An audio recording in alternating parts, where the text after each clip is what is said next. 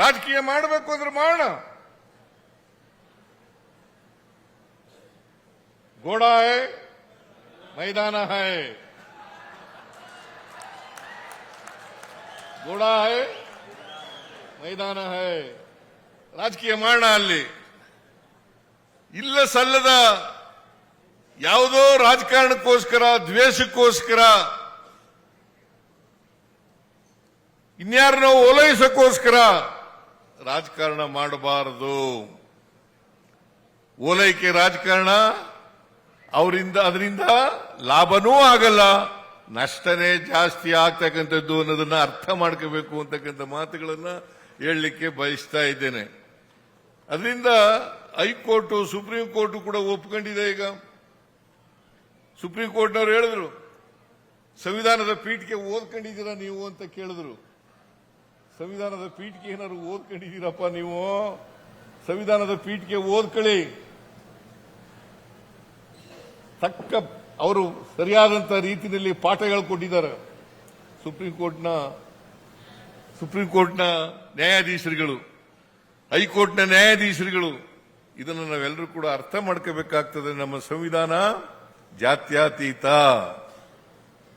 ಜಾತ್ಯತೀತ, ಧರ್ಮಾತೀತ. ಇದನ್ನ ಅರ್ಥ ಮಾಡ್ಕೋಬೇಕಾಗ್ತದೆ. ನಮ್ಮ ಸಂವಿಧಾನನೇ ಅರ್ಥ ಆಗದೆ ಹೋದ್ರೆ ಏನ್ ಮಾಡಬೇಕು? ನಮ್ಮ ದೇಶದಲ್ಲಿ ಅನೇಕ ಜಾತಿಗಳಿದ್ದಾವೆ, ಧರ್ಮಗಳಿದ್ದಾವೆ. ಅದಕ್ಕೋಸ್ಕರನೇ ವೈವಿಧ್ಯತೆಯಲ್ಲಿ ಏಕತೆಯನ್ನ ಸಾರಬೇಕು, ವೈವಿಧ್ಯತೆಯಲ್ಲಿ ಏಕತೆಯನ್ನ ಸಾರಬೇಕು ಅಂತ ಹೇಳಿರ್ತಕ್ಕಂಥದ್ದು. ನಾವು ಯಾವುದೇ ಧರ್ಮಕ್ಕೆ ಸೇರಿರಲಿ, ಯಾವುದೇ ಜಾತಿಗೆ ಸೇರಿರಲಿ, ನಾವೆಲ್ಲರೂ ಕೂಡ ಭಾರತೀಯರು ಅಂತಕ್ಕಂಥ ಭಾವನೆ ಬಂದಾಗ ಮಾತ್ರ ಅದನ್ನ ಅರ್ಥ ಮಾಡ್ಕೊಳ್ಳಿಕ್ಕೆ ಆಗ್ತದೆ. ಇಲ್ಲದೆ ಹೋದರೆ ಸಂವಿಧಾನನೇ ಅರ್ಥ ಆಗಿಲ್ಲ ಅಂತಂದ್ರೆ, ಸಂವಿಧಾನಕ್ಕೆ ವಿರುದ್ಧವಾಗಿರ್ತಕ್ಕಂಥವ್ರು ಮಾತ್ರ ಸಂವಿಧಾನ ಅರ್ಥ ಆಗಿಲ್ಲ ಅಂತ ಹೇಳಿ ಹೇಳ್ತಕ್ಕಂಥದ್ದು, ಅಥವಾ ಸಂವಿಧಾನವನ್ನು ತಿರುಚಿ ಹೇಳ್ತಕ್ಕಂಥವ್ರು, ಅದನ್ನ ಸ್ವಾರ್ಥಿಗಳು. ಸಂವಿಧಾನಕ್ಕೆ ಮಾಡತಕ್ಕಂಥ ಅಪಚಾರ, ನಮ್ಮ ನಾಡಿಗೆ ಮಾಡತಕ್ಕಂಥ ಅಪಚಾರ, ನಮ್ಮ ದೇಶಕ್ಕೆ ಮಾಡತಕ್ಕಂಥ ಅಪಚಾರ, ಇದನ್ನು ನಾವೆಲ್ಲರೂ ಕೂಡ ಅರ್ಥ ಮಾಡ್ಕೋಬೇಕಾಗ್ತದೆ. ಆದ್ರಿಂದ ಅದಕ್ಕೆ ಸಂವಿಧಾನದಲ್ಲಿ ಬಾಬಾ ಸಾಹೇಬ್ ಅಂಬೇಡ್ಕರ್ ಅವರು ಬಹಳ ಸ್ಪಷ್ಟವಾಗಿ ಹೇಳಿದ್ದಾರೆ, ಸಹಿಷ್ಣುತೆ ಇರಬೇಕು, ಸಹಿಷ್ಣುತೆ ಇರಬೇಕು, ಸಹಬಾಳ್ವೆ ಇರಬೇಕು. ಸಹಿಷ್ಣುತೆ, ಸಹಬಾಳ್ವೆ ಇದ್ದಾಗ ಮಾತ್ರ ನಾವು ಭಾರತೀಯರು ಅಂತ ಅಂದ್ಕೊಳ್ಳಿಕ್ಕೆ ಸಾಧ್ಯ ಆಗ್ತದೆ. ಇಲ್ಲದೆ ಹೋದರೆ ನಾವು ಯಾವುದೇ ಸಂವಿಧಾನಕ್ಕೆ, ಯಾವುದೇ ಧರ್ಮಕ್ಕೆ, ಯಾವುದೇ ಜಾತಿಗೆ ಅಗ್ರಸ್ಥಾನವನ್ನು ಕೊಡಲಿಕ್ಕೆ ಹೋಗಿಲ್ಲ, ಸಾರ್ವಭೌಮತ್ವವನ್ನು ಕೊಡಲಿಕ್ಕೆ ಹೋಗಿಲ್ಲ. ಎಲ್ಲವೂ ಕೂಡ ಸಮಾನ, ಎಲ್ಲರಿಗೂ ಸಮಾನ ಅವಕಾಶ. ಇದು ಒತ್ತಿ ಒತ್ತಿ ನಮ್ಮ ಸಂವಿಧಾನ ಹೇಳ್ತದೆ. ಇದನ್ನ ನಾವು ಈ ಮೂಲ ತತ್ವವನ್ನು ಅರ್ಥ ಮಾಡ್ಕೊಳ್ಳದೆ ಹೋದರೆ ನಾವು ದೇಶಕ್ಕೆ ಮಾಡತಕ್ಕಂಥ ಅಪಚಾರ ಅಂತಕ್ಕಂಥದನ್ನ ತಿಳ್ಕೋಬೇಕಾಗ್ತದೆ, ಸಂವಿಧಾನಕ್ಕೆ ಮಾಡತಕ್ಕಂಥ ಅಪಚಾರ ಅಂತಕ್ಕಂಥದ್ದು ತಿಳ್ಕೋಬೇಕಾಗ್ತದೆ. ಆದ್ರಿಂದ ಬಾನು ಮುಸ್ತಾಕ್ ಅವರು ಅಂತಾರಾಷ್ಟ್ರೀಯ ಬೂಕರ್ ಪ್ರಶಸ್ತಿಯನ್ನು ಪಡ್ಕೊಂಡಿರ್ತಕ್ಕಂಥವರು.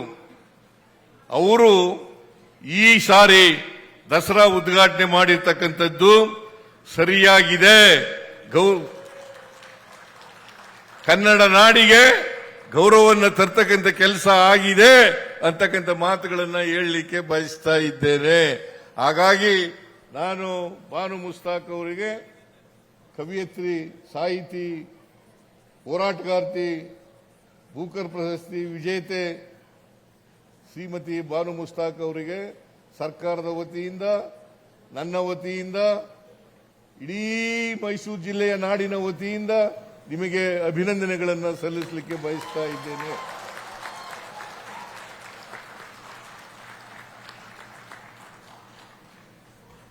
ಬಹಳ ಚೆನ್ನಾಗಿ ಮಾತಾಡಿದ್ರು ಅಲ್ವಾ? ನೀವೆಲ್ಲ ಕೇಳಿದ್ದೀರಲ್ಲ. ನನಗೂ ಕೂಡ ಅವರಷ್ಟು ಚೆನ್ನಾಗಿ ಮಾತಾಡಕ್ ಆಗಲ್ಲ. ಈ ಸಂದರ್ಭಕ್ಕೆ ತಕ್ಕಂತೆ ಒಬ್ಬ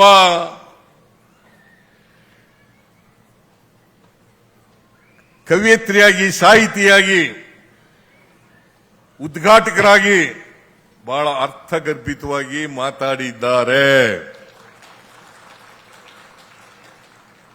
ಬಹುಶಃ ಈ ನಾಡಿನ ಜನತೆ ನೀವೆಲ್ಲ ಕೂಡ ಅರ್ಥ ಮಾಡ್ಕೊಂಡಿದ್ದೀರಿ ಅಂತಕ್ಕಂಥದ್ದು. ಬಹುಶಃ ಯಾರು ಇವರನ್ನ ವಿರೋಧ ಮಾಡ್ತಾ ಇದ್ರು ಅವ್ರಿಗೂ ಕೂಡ ಕಣ್ತರಿಸ್ತಕ್ಕಂಥ ರೀತಿಯಲ್ಲಿ ಇದೆ ಅಂತಕ್ಕಂಥ ಮಾತುಗಳನ್ನು ಹೇಳಲಿಕ್ಕೆ ಬಯಸ್ತಾ ಇದ್ದೇನೆ. ಅದರಿಂದ ನಾನು ಹೆಚ್ಚು ಮಾತಾಡ್ಲಿಕ್ಕೆ ಹೋಗಲ್ಲ ಬಾನು ಮುಸ್ತಾಕ್ ಅವ್ರ ಬಗ್ಗೆ. ಬಾನು ಮುಸ್ತಾಕ್ ಅವರು ಹಾಸನದವರು, ಮೈಸೂರಿಗೆ ಅನೇಕ ಸಾರಿ ಬಂದಿದ್ದಾರೆ. ಮೈಸೂರಿನಲ್ಲೂ ಕೂಡ ಅನೇಕ ಸಂದರ್ಭಗಳಲ್ಲಿ ಸಭೆಗಳಲ್ಲಿ, ಸಮಾರಂಭಗಳಲ್ಲಿ ಭಾಗವಹಿಸಿದ್ದಾರೆ, ಮಾತನಾಡಿದ್ದಾರೆ. ಅವರು ಭಾಷಣ ಕೇಳಿದ್ದೀವಿ. ಅವರು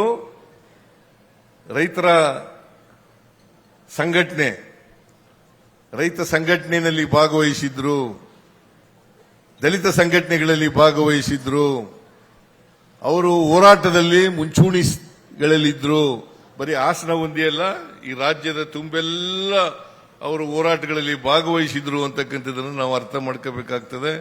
ಅವರು ಬಹಳ ಜನಪ್ರಿಯ